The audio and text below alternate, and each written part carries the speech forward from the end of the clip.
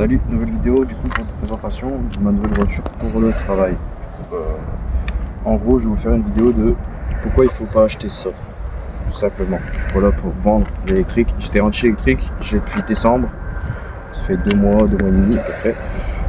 Je vais pas faire une vidéo explicative de il faut acheter ça, il faut pas acheter ça. Je vais vous décrire pourquoi, comment, etc. Du coup, je disais, donc on est sur une Dacia Spring de 2021 en business. La voiture elle est affichée à 17 000 € de base, elle est à 16 800 €, 45 chevaux, 33 kW. Normalement ils disent qu'en ville on fait 305 km, mais ça c'est uniquement sur le papier. Sur auto, je sais plus quoi, enfin bref, ils ont estimé la réelle distance à 260. C'est simple, quand je fais le plein dessus, l'autonomie qu'il met c'est 153 km, un truc comme ça. Et sur les 153, dis-toi que je suis en mode éco et dis-toi que j'en fais 130 parce que du coup c'est pas comme une voiture. Quand tu vois que ça clignote, et tu vas la charger. La charge à la maison c'est 12-13 heures. On va mettre une petite photo juste ici pour que vous voyez. Donc quand tu as 20% à peu près c'est 12-13 heures. La charge sur borne, ça c'est rigolo. Par exemple si tu vas à Carrefour. À Carrefour, il y a des petits avantages en nature. C'est aussi pour ça que les gens achètent ce type de véhicule. Tu as des petits avantages en nature. Donc, des petits avantages en nature, c'est par exemple à Carrefour, tu as 1 heure de charge gratuite avec la carte Carrefour. Et pour pouvoir charger ta voiture à Carrefour, il faut la carte Carrefour, il faut l'application Carrefour. Déjà, il te faut une application. Il te faut un téléphone chargé. Donc, il ne faut pas être dans la merde. Deuxièmement, si tu as chargé dans une borne, une autre borne, sur ce téléphone-là, qui est mon ancien téléphone d'ailleurs, il y a plein d'applications par rapport à ça.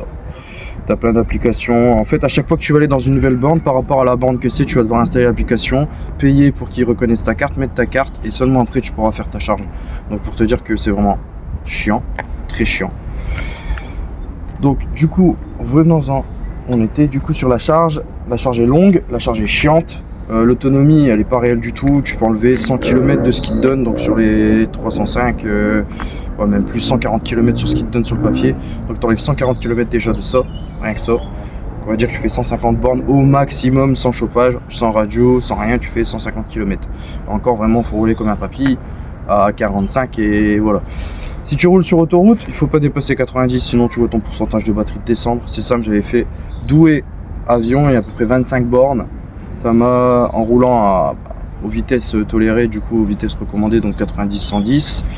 Donc en roulant à 110, c'est simple, pour faire 25 bornes, ça m'a enlevé 50 km de batterie, rien que pour ça.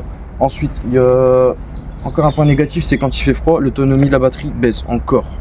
Quand il y a des températures négatives, tu vas passer de 150 km, quand il fait 8 à 10 degrés, tu as 150 km. J'ai pas encore eu en été, mais normalement, l'autonomie devrait augmenter, mais en hiver, elle baisse. Donc tu passes de 153 km théoriques sur la voiture à 105 km théoriques sur la voiture quand il fait froid. Les points positifs: faible coût. Faible coût, la voiture tout compris, donc garantie, j'ai pris pendant 4 ans, donc garantie 4 ans. Donc tu as la garantie intégrale, donc c'est à dire que je paie rien sur la voiture quand il y a un problème, à part les pneus et le contrôle technique. Il n'y a que ça qui me coûteront de ma poche à moi. Et la location de batterie qui était inclus, c'était une promo quand j'ai eu la voiture qui était pour cette voiture là, c'est pour ça que j'ai pris celle-ci. De base j'étais parti sur une Zoé, mais la Zoé il fallait rajouter la garantie batterie qui était de 20 à 30 € par mois, ce qui n'est pas rien. Donc là je suis à moins de 200 € par mois pour la location de la voiture tout compris. Ça c'est déjà un bon point. Les pneus c'est des petites jantes, c'est des petits pneus, c'est des pneus abordables, 165, 70, 14. C'est des pneus qui coûtent pas très cher. Contrôle technique, ça devrait pas coûter grand chose. La carte grise qui est gratuite, ça c'est un bon point. Encore un point positif, parce qu'on n'a pas beaucoup, le dernier je pense, c'est l'entretien. Bon, moi je le paye pas vu que c'est compris dans le prix, mais si vous prenez sans le prix, entre guillemets, l'entretien coûtera moins cher que sur une voiture normale, puisqu'il n'y a pas de distribution, il n'y a rien. Je vais vous montrer le moteur d'ailleurs, il n'y a que dalle. Les deux petites molettes qui se trouvent là, la première pour la prise, la deuxième pour le moteur. Et le capot, pardon. Voilà, le capot. Donc, le petit capot. Ça se met là. Donc c'est vraiment minuscule, hein. Comme vous voyez, chargeur moteur, la batterie 12 volts, une batterie 12 volts quand même. Tout est accessible, tout est simplifié, il y a de la place. C'est pas cher, c'est voilà. Petit bocal de refroidissement, petit bocal de la place, tout est petit, tout est accessible. C'est le point positif de cette voiture. Okay. Il y a ce qu'il faut. Elle a la clim, bien sûr. Clim, caméra de recul. Intérieur cuir, je crois que c'est sur la business, je crois qu'il y a un intérieur cuir obligatoire, je sais pas. Je connais pas les specs. Ça c'est Dacia. Voilà. Dacia. Voilà. C'est pas foufou. Tout est économique, il n'y a qu'un seul essuie-glace. C'est vraiment une petite voiture, c'est vraiment une voiture de ville quoi. C'est vraiment une petite voiture de ville. Par contre je vois pas quel public visé avec ce type de véhicule, parce que à part une mamie en retraite qui fait maximum 20 km par semaine, je vois pas qui achète ça. Moi je l'ai pris uniquement pour un aspect économique et tranquillité on va dire. Mais ça reste de la merde. Voilà. Donc les points négatifs de la voiture. Il y a un bruit au réducteur, parce que c'est pas une boîte de vitesse, c'est un réducteur. Il y a un petit bruit qui est normalement réglé avec une reprogrammation directement chez Renault, repro-calculateur qui atténue le bruit. Les bip bip assourdissants dans la voiture qui s'allument intempestivement. Si tu laisses les clés sur le contact et que tu ouvres la porte, il dit que le frein à main il est pas mis alors qu'il est mis. Plein de petits trucs comme ça.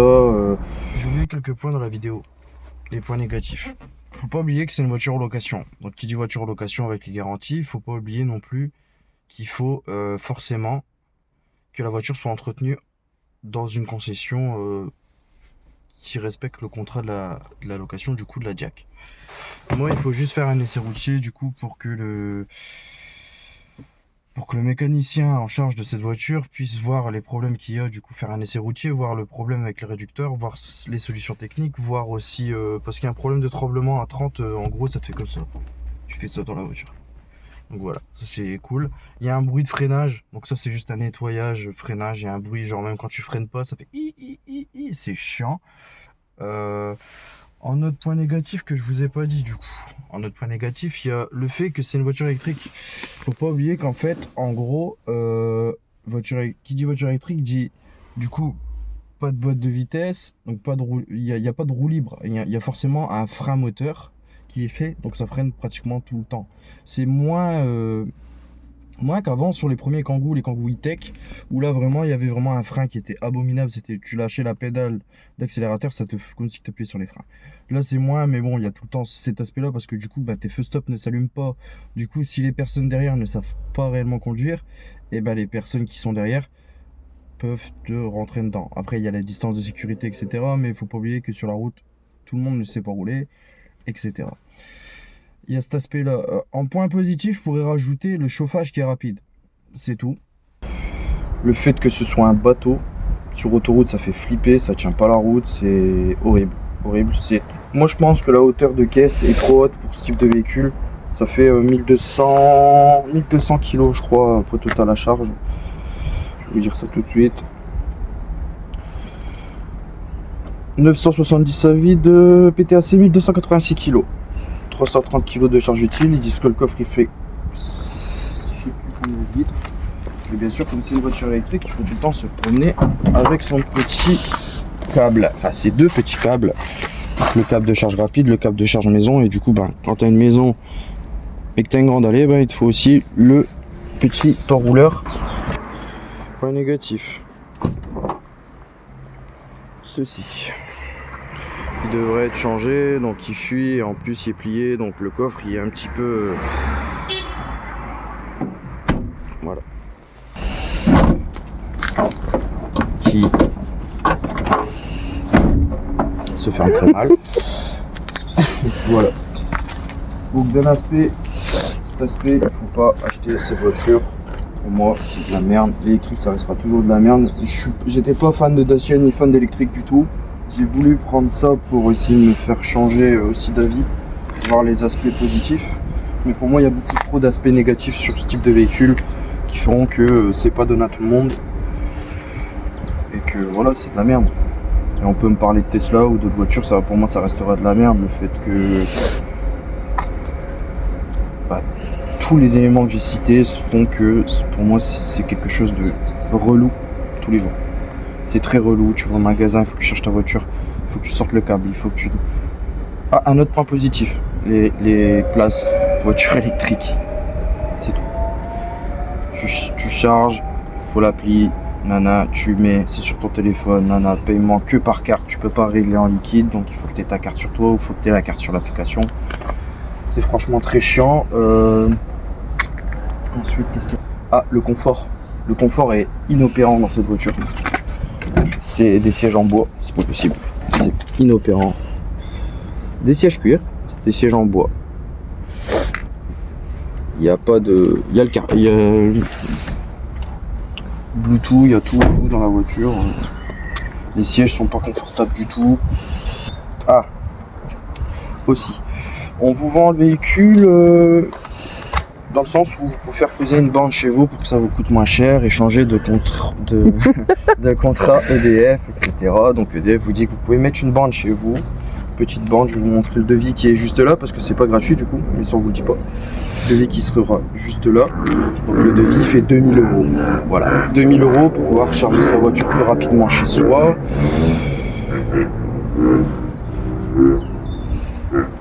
C'est fini le touquet, non? Bon. Du coup, 2000 € pour charger sa voiture chez soi. Rapidement, soi-disant. Ils disent rapidement, mais je crois que c'est des petits chargeurs. Ils font 22 kW. C'est même pas une charge ultra rapide parce que les charges ultra rapides, c'est des 150 kW en sortie d'autoroute et en magasin. Donc je crois que ça réduit le temps à 6 heures. Ça reste quand même excessif, je trouve, pour une charge. Une charge de 150 km, ça reste excessif, 6 heures à la maison. Sinon, une charge rapide en magasin, si vous avez vraiment plus de jus, que vous êtes en bas, vous êtes à peu près 2 heures, 2 heures et demie de charge. Voilà. Ça, le fait que... après, faut pas oublier que les voitures électriques, pas d'attelage. Attelage. On a le droit d'avoir un attelage sur une voiture électrique, attention, mais pas pour tirer de remorque, ni tirer une voiture, etc.